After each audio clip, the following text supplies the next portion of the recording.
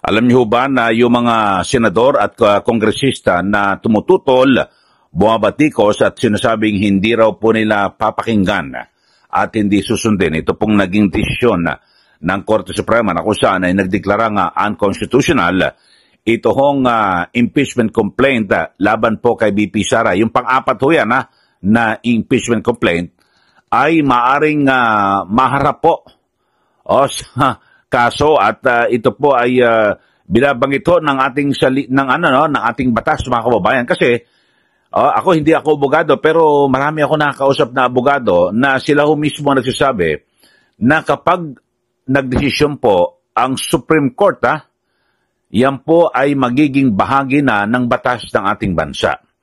At malinaw ho ito, nagsalisik ho tayo ng kaunti at base rin po sa gabay ng ating mga kaibigang abogado. Base po ito sa Republic Act number 386 o yung mga sumusubaybay po sa atin. Tignan nyo ho, i-search nyo lang ho Republic Act 386 na mas kilala sa Civil Code of the Philippines. Kasi para magkaroon tayo ng ng mas maliwanag at malalim na pananaw dahil sa baka madenggoy ho tayo ng ilang mga politiko ho dyan na may sariling agenda, political agenda na isinusulong at gusto hong siyempre ay sabihin natin na i-brainwash yung kondisyon ng isipan ng mga tao na napakasama at mali ang ginawa ng Supreme Court. Ito ho mga kababayan, ang sabi ho dito po sa Republic Act 386 ito sa mas kilala sa Civil Code of the Philippines na ito na yung sa kanyang Article 8. Ito nagsasabi mga kababayan. Pakinggan nyo ho sa ating mga suki at siyempre siguro baka may mga nakikinig sa atin ng mga senador at kongresista. Hindi po ako abogado pero ito may mga nakausap ako abogado. Ang sabi ho sa Article 8 ng Republic Act 386, itong Civil Code of the Philippines, ito ho, judicial decisions applying or interpreting the laws or the Constitution shall. Shall, ibig sabihin talagang pag shall, mandatory, utos yan, shall form part of the legal system of the Philippines. This means, ibig sabihin, that court decisions, yung anumang desisyon ng korte, especially, lalo na particular, those from the Supreme Court, ito ho mga kababayan, that clarify or explain the meaning of laws of the Constitution are considered, binding and authoritative within the legal framework of the Philippines. Ibig sabihin nun ito mga kababayan, Republic Act 386, Civil Code of the Philippines. Basahin nyo mga kababayan, Google nyo lang yan pero kaya ako ginugoogle yan, nagkonsulta rin tayo sa mga kaibigan nating abogado. Maliwanag ho na kapag nagdesisyon po ang Supreme Court, batas na ho yan. So may binabanggit, kaya nabanggit ho natin, sinabi ho natin yan, kasi meron pong sinasabi, ito pong si Senator Tito Soto, at si Senator Villanueva at iba pang mga kongresista, ehemplo lang natin sila, na kung saan ay sabi po ni Senator Soto ay hindi raw muna siya magbibigyan ng comment dahil sa meron daw po siyang kausap na legal luminary, na kung saan ay ang sabi, ito raw ho ay may parang nag-uudyok ho sa kanya na pwedeng parang kontrahin itong naging desisyon ng Supreme Court. Mga kababayan.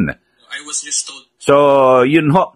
Ito, meron ho tayong nakuha. Ito, magaling na abogado ho ito. Pangkaraniwang abogado, pero magaling ho. Mga kababayan. Ito, pakinggan ho natin at kanyang ipaliliwanag. Ito hong binabanggit ho ni Senator Soto na meron daw po siya nakausap na legal luminary. At ito ho, sino kayang legal luminary ito? Kaya ngayon may mga nagtatanong ho, 'di ba, saan ba galing yung legal luminary niya? Yan ba ay galing sa One Ball Law University, yung sa School Bukol? Ito pakinggan ho natin. Ito si Attorney Neil Abayon, napakagaling na abogado ito. Ito po, makikita ninyo, I was just told by a legal luminary that in this situation, we can disregard the SC decision. Pag-aaralan ko muna bago ako mag-comment. So alam niyo, masasabi ko lang po dito, una-una, sino ba tong legal luminary na to? Diba? Because a legal luminary, that means that's probably a lawyer or a judge or anyone who is involved with the judiciary or in the lawyering profession. So kung sasabihin mo disregard the SC decision, alam mo po ibig sabihin yan? It means he is advising Senator Tito Soto to commit a criminal act. Okay? And the reason kung bakit ko po sinabing criminal act yan, kasi kung tingnan po ninyo sa civil code natin, Article 8. So anyway, ito po, Republic Act 386, an act to ordain and institute the Civil Code of the Philippines. Article 8, judicial decisions applying or interpreting the laws or the Constitution shall form part of the legal system of the Philippines. Okay? So ibig sabihin po niyan, yung mga decision ng Supreme Court, they become part of the law of the land. Nagiging batas po yan. So ngayon, itong legal luminary, ini-advise si Senator Tito Soto na i-disregard yung SC decision which forms part of law of the land. Ano po ibig sabihin yan? That is a criminal action, di ba? You are compelling, inciting, or influencing Senator Tito Soto dito to violate a law of the land, di ba? Because that is already a Supreme Court decision, okay? And yung question na lang dyan, kung ano ba yung criminal act, depende na lang po yan kung ano ba yung actual na mangyari dito. Pero more or less, that will fall under misfeasance, malfeasance, or nonfeasance po of public officers natin under the revised penal code. So doon pa lang medyo, medyo na ano na po ba? Medyo nakakatawa na kasi we keep mentioning these legal luminaries. Again, kung titingnan po ninyo yung ina-explain ko nga lang po, these are basic fundamental principles in our Constitution, in our Civil Code, and like what I stated earlier, ito yung tinuturo sa mga law students sa first year pa lang po, Constitutional Law 1. Again, these are fundamental principles lang na pinapakomplicate po nitong mga politiko with clear political agenda. Okay? Ito po, makikita. Okay, so yun ho mga kababayan at maliwanag ho kasi talagang meron daw pong nakausap o nagpayo kay Senator Soto na legal luminary na pwede raw disregard o baliwalain itong naging kautusan o itong naging desisyon ng Supreme Court. O sabi nga ho rin nito ni Attorney Abayon na ang anumang desisyon ng Supreme Court, yan po ay nagiging batas na ng ating bansa. So kapag yan dinisregard, binaliwala, ilalabag ka na. Pwede ka makasuhan, mga kababayan.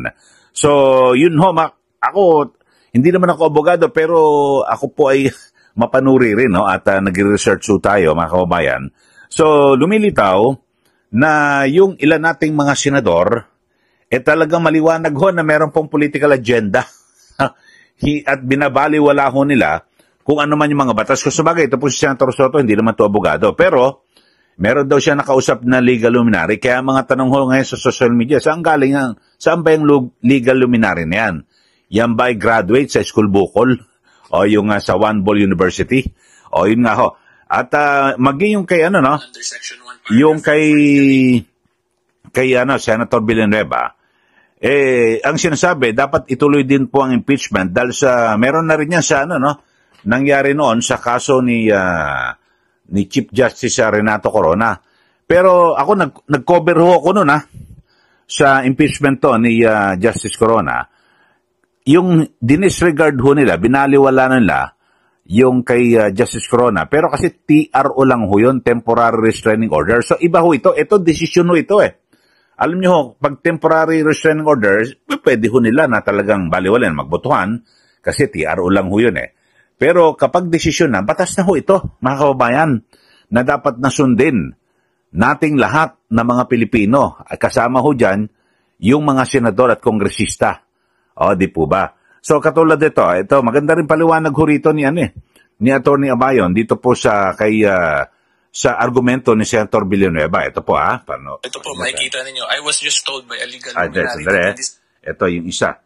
Yung kay Villanueva, ito. Under Section 1, Paragraph 2 of Article 8, very specific po yung power ng judiciary natin dyan. So, judicial power includes the duty of the courts of justice to settle actual controversies involving rights which are legally demandable and enforceable, to determine whether or not there has been grave abuse of discretion amounting to lack or excess of jurisdiction on the part of any branch or instrumentality of the government. So, kung makikita po ninyo, very powerful po talaga itong Paragraph 2 because this gives the absolute power of judicial review sa Supreme Court with the only requirement na yung trabaho nila is to determine kung whether or not meron bang grabing pang-aabuso ng kapangyarihan ang any branch of the government, may it be the executive or the legislative branch. Okay? So ang pinaka-point ko po talaga dito, Supreme Court ang may final say kung paano ma-interpret yung mga batas natin at yung mga actions po ng mga government offices natin kung meron nga bang grabing pang-aabuso ng kapangyarihan na nangyari. Okay? So yan po yung pinaka-basic. So yun po, maliwanag po ang binabanggit at dito talagang nasa batas maliwanag na ang tanging ang Korte Suprema ang meron lang pong karapatan at binigay po ng konstitusyon na pwedeng reviewin lahat po ng sangay ng pamahalaan, ehekutibo o legislatura. O yun po maliwanag. Kaya dito, puntahan natin yung kay Senator Villanueva na pwede rin daw na baliwalain ang desisyon ng Supreme Court at ituloy dahil yung meron siyang binabanggit na nangyari noon kay Chief Justice Corona na naglabas ng TRO ang Supreme Court. Pero TRO lang ho yun eh. Ito, desisyon na ho ito. Ito, pakinggan natin paliwanag ni Atty. Abayon, ha? And then, yung next dito, yung kay Senator Joel Villanueva, whether the Supreme Court made that decision or not, the impeachment court will proceed. We will proceed. So, hindi nakalagay dito, pero yung example na binigay ni Senator Joel dito, dun sa isang article po na nabasa ko, is because daw may temporary restraining order before sa impeachment ni Corona, ni former Chief Justice Corona, tapos pinagbotohan lang naman daw ng Senate yung TRO na hindi nila sundin. So, ang masasabi ko lang po dyan, we will again go back to fundamental principles of law. Okay? At TRO po is a provisional remedy. When you say it is a provisional remedy, ano lang po yan, may provisional effect. Pag provisional po, it does not fully resolve the issue in a pending case. So syempre, pag temporary pa lang yun, provisional pa lang, pwede nyo talaga i-disregard yun kasi wala pa namang full conclusion as to the issue being presented dun sa pending case sa Supreme Court. Ang difference po dito, there is already a clear resolution of the issue, diba? There is a Supreme Court decision already that is immediately executory. Okay? So kung immediately executory po yun, that already forms part of the law of the land. Batas na po yan. You cannot just simply vote on a matter which forms part of law of the land. Hindi po yan ganyan. Okay? The only way para ma-remedy yan nila, kung gusto man remedy,